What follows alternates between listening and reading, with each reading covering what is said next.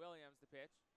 That one does get away this time from the catcher, Nava. Home comes Paulino, and the Fisher Cats strike first for the second night in a row. It's 1-0 on a wild pitch. Chase Borfin.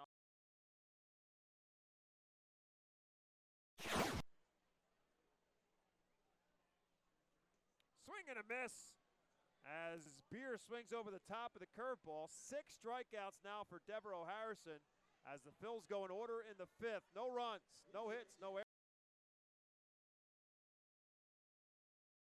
Second look back, comes to the plate.